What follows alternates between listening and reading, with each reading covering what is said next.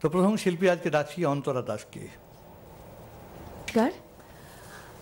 উপস্থিত সকলকে এবং তার সাথে সাথে দেবব্রত দাকে, এই আমরা যারা সারথীর সাথে অনেক দিন যুক্ত, আমরা জানি যে এই দেবব্রতদার কবিতা আর আমাদের পার্থদা স্যার, এই দুজনের যে সম্পর্ক বা এই যে একটা অঙ্গাঙ্গিকভাবে জড়িত, এইটাকে কিন্তু কখনো বিচ্ছিন্ন করা যায় না।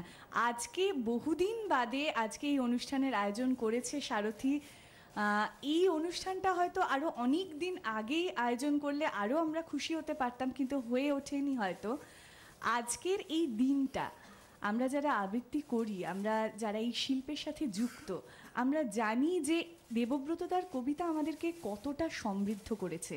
যে কোনো অনুষ্ঠানে আমরা যখন সমস্ত কবিতার মাঝে একটা আঞ্চলিক কবিতা বলি, সেটা যে কতটা আলাদা অন্যান্য কবিতার থেকে, এই কবিতাটা কত মানুষজন নেন আর কত ভালোভাবে নেন। এই যে লোককবিতা, এই যে একটা মাটির গন্ধ, সাধারণ মানুষের কথা, সেটা মানুষের কিন্তু হৃদয় ছুঁয়ে যায়, যার জন্য দেবব্রতদার কবিতাগুলো এত জনপ্রিয় হয়ে উঠেছে। আর তার মূল কারণ বলবো আমাদের পার্থদা, যার গলায় একটা আলাদা মাত্রা পায় আঞ্চলিক কবিতা।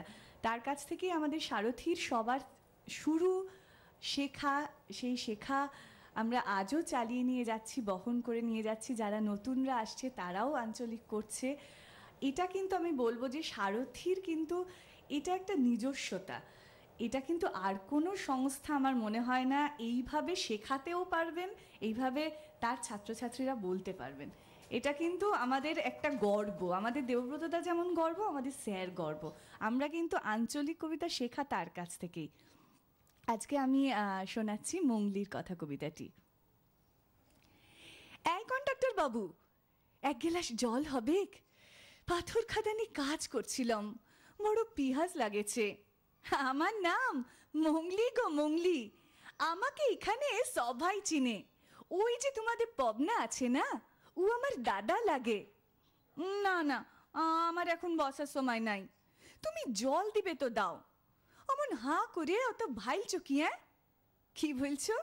আমার বিহা তার এখন কি, সে কবে ছোটবেলাতে হয়েছিল। তা বাদে মরদ আমাকে ছাড়ে দিছে, আর লিয়ে যায় নাই। সেসব খুব দুঃখের কথা, তবে পরব দিনে তার লাগে আমি নাচ করা ছাড়বো কেনে? কি বললে, আমাদের ঘরে লাজ দেখতে আসবে তুমি? আসালে দেখছি কন্ডাক্টর বাবু। তা বাদে একদিন সত্যি তুমি লাজ দেখতে চলে আলে, শাড়ি দিলে, গয়না দিলে, ভালোবাসা দিলে, বিহা করবে, ঘরে নিয়ে যাবে। আমরা ছোট জাত, কি বললে তুমি? ই যুগের লিখা পড়া জানা বাবু, জাত পাত কিছু মানো নাই। কলকাতায় বাংলা বাড়ি, মোটর বাড়ি, কি যে বলো। বনের ফুল তো বনে থাকে, তাকে আবার বাংলা বাড়ির ফুলদানিতে সাজাবে কেনে? ভালোবাসা, তুমি বড় হুসমা লোক হে। তা বাদে দিন গড়ালো, মাস গড়ালো, বুনো ফুলের বাস গেল, তাজ্জা ফুল বাসি হলো। তখন একদিন বাবু টিভি কলের বাবুর মতন বললে, বিহার কথা কখন বলেছি, কি যে বলিস মংলি? বললাম, ভালোবাসা লিলে, শরীর লিলে, লইতুন একটা শরীরের জন্ম দিলে এইসবের কি হবে? কি বললে, 500 টাকা নিয়ে তোমার জিপ গাড়িতে ডক্টর খানায়?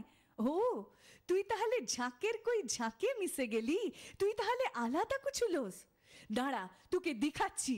এই বলে যখন টাঙ্গি হাতে ছুটতে আলম, তখন পলাই গেছে কুত্তাটা। আমি ছাড়ি নাই, দিন রাত খুঁজে বেড়াই।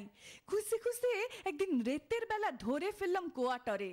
তখন দেখি বাবু আমাকে দেখে বালি সাঁতরাচ্ছে। বললাম, বালি সাঁতরে খুঁজছো কি?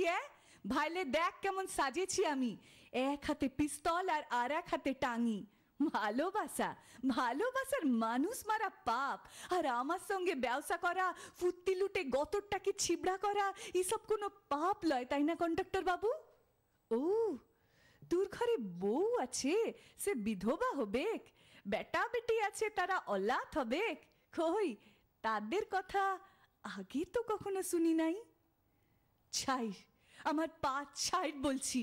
থু, একটা ভদ্রলোক লেখাপড়া জানা বাবু ভুলি কুকুরের পাড়া আমার পায়ের কাছে মিউ মিউ করে কাঁদছে। দেখে যাও ওগো, তোমরা সবাই দেখে যাও। ছি ছি ছি ছি ছি, এই টাঙি দিয়ে উড়ে মারব কি? এই টাঙি দিয়ে আমার বাপ তো কখনো ভুলি কুকুর তো মারে নাই। ছাড়ি দিলাম। আমি কয়লা খাদানের মংলি উহারে শেষতক্ক ছাড়িয়ে দিলাম। গেলাম লদির কাছে। কলকল করে বান বইছিল, পাহাড়িয়া লদির বান। আমি তখন এক গলা জলে গা ডুবাই দিছি।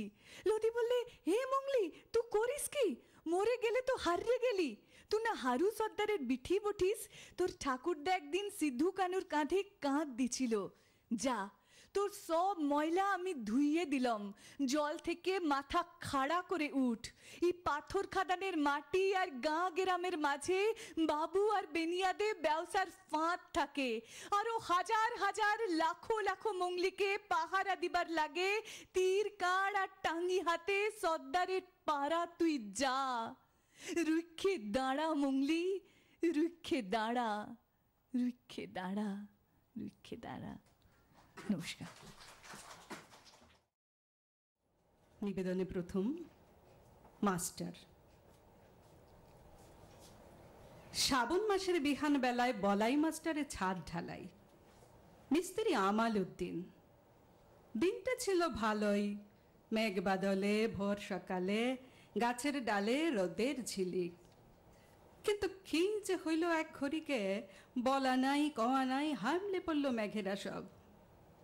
ঝমঝমানি জলঝরানি মেঘ। তখন তুলসীতলায় মাস্টারবাবুর মায়ের মানত, সত্যনারায়ণের সিন্নি আর হরিল্লুটের বাতাসা। তা বাদে কি জানি কি জাদু, খেপা কারার পাড়া মেঘেরা সব এক নিমেষে উদ্ধাও। ওরা খেপলি কিন্তু দিত্থক ভাষায়, ডাঙা ডহর ডোবা পুকুর ঘর দুয়ার উঠান বাঠান সব। তার বদলে দিনভর ফিনফিনানি বৃন্দাবনী বৃষ্টি। দিনের শেষে ঢালাই সাইরে হাত মুখ ধুয়ে বিড়ি ফুঁকে প্রথম কথাটা পারল আমাল উদ্দিন। ওহ, যা ঝামেলা গেল বুঝলে মাস্টার। আমি কিন্তু আল্লাহর কাছে মাইগেছিলাম দোয়া, হে আল্লাহ, মেঘ দাও, পানি দিও না। আরাম চেহারায় হেলান দিয়ে মাস্টার বাবু বললেক, আমিও কি কম ডাকেছিলাম ভগবানকে?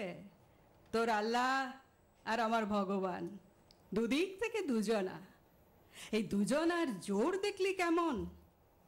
মিস্ত্রি আমাল উদ্দিন কাঠ মুখ্য মানুষ, তবু কথার ওপর কথা বলা তার বহুত কালের অভ্যাস। সে বললেক, দুজনা কোথায়? মাস্টার, তুমি দুজনা পাইলে কোথায়? উপরওয়ালা তো একজনাই, তোমাদের ভগবান আর আমাদের আল্লাহ। তারা আবার দুজনা কখন হইল? হ্যাঁ, তারা আবার দুজনা কখন হইল?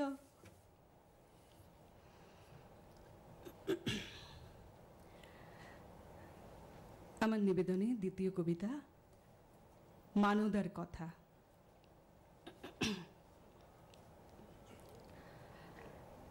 মা হব না বইলে দিদিমণি হাসপাতালে গেল। কত আর বয়স, মাত্র 30। তবু বইয়ের গতর ভেঙে যাইবে বলে বেটার ধমকানির চোটে সাউরিও গেল। তারপর কি লিশ্চিন্দি হাসি! কে বলবে ভাদর মাসের শালুক ফুল কবে হইয়া গেছে বাসি। ঝুপড়ি ঘরে ছিলা কাঁদে খাবার লাগে, তার সঙ্গে এমনি লাখো লাখো আজম্মারা কাঁদে মায়ের লাগে। 10 তলা হাসপাতালের ঝকঝকা কাচের ঘরে ডাক্তারের ছুরি কাঞ্চির ঝনঝনানিতে কে শুনছে কার কথা? রাত না কইলে গতর ভেঙে যাইবে, তাই ঝিয়ের দল বাড়তে লাগলো। গাঁয়ের পর গাঁ থেকে মানদারা দাসী হয়ে গেল। সকাল সন্ধ্যায় আসা যাওয়া করে রেলগাড়ির হাওয়া খাতে খাতে চোখের কোণে কালি পড়ে গেল। ঘাড় গুজে কলতলাতে বাসনে মাজতে মাজতে দুটা হাতে আকল পড়ে গেল। কে আর ভালে দেখছে? দিদিমণিদের চোখে কালো চশমা, সেই চশমা দিয়ে কষ্ট করে কে আর সাদা মানুষের ছবি দেখছে? তাছাড়া দেখবার মতো সময় কোথা? দিদিমণিরা, তোমরা তো হাওয়া গাড়িতে ঘুরছ, ছাওয়া ঘরে থাকছ, বিএ MA পাশ দিয়ে পণ দিব না বলে সমিতি করছ। আবার পণ দিয়া বিহা করছো, কাঁড়ি কাঁড়ি টাকার শাড়ি পরছো, লরম গদিতে ঘুমাচ্ছ, হুট করে একদিন ঘর ভাঙছো, মরদ পাল্টাচ্ছ, ছিলাপিলা পাল্টাচ্ছ, লেসা খাচ্ছ, হোটেলে যাচ্ছ, লাইচে বেড়াচ্ছ। কেউ আবার কাপড়ে তেল ঢাইলে, আগুন জ্বালে জীবন ঘুচাচ্ছ, না হলে বড় লোকের শ্বশুর শাউরি দেওর ননদ মরদের জাতা কলে পোস্টমর্টমের ঘরে পৌঁছে যাচ্ছ। বৌমারা লিয়ে দুদিন হইচই হচ্ছে, 3 দিনের দিন আবার যেমনকার তেমন চলছে। এদিকে আমরা মানধারা আতুর ঘর থেকে একটা কথাই শুনে আসছি, বিটি ছিলা হয়ে কেনে জন্মেছিলি, হিসাল ঠেলে ঘানি টানা বলদের পাড়া জীবনটা কইলি কালি। সেই কালি বুকে লিয়ে আমরা কাঠ কুড়াচ্ছি, ঘুটা দিচ্ছি, লাতা দিচ্ছি, ঝিকিরি করে তোমাদের ছিলা মানুষ করে দিচ্ছি। চোখ মুজে ঘরের লোকের ঠেঙা খাচ্ছি, মুখ বুজে তার সঙ্গে ঘর কন্যা করছি। এমনি করে দিনের পর দিন, মাসের পর মাস, বছরের পর বছর, যুগের পর যুগ আমরা বড় একা একা গুবরে করে ফুরাই যাচ্ছি। তবু মরবার শেষ দিন তো কুস্বপ্ন দেখছি, আর লিজেই লিজেকে শুধাচ্ছি। এই ঘুটঘুটা অন্ধকারে, বুক চাপা নিঃশ্বাসে, কবজে, বাদুলিতে, পুরুষ লোকের লিয়মে গড়া সমাজটাতে, এই হাজার হাজার অসুরদের মাঝে আমরা কেউ কি দুর্গা হব নাই নাকি? আমরা একজনাও কি দুর্গা হতে লাইব?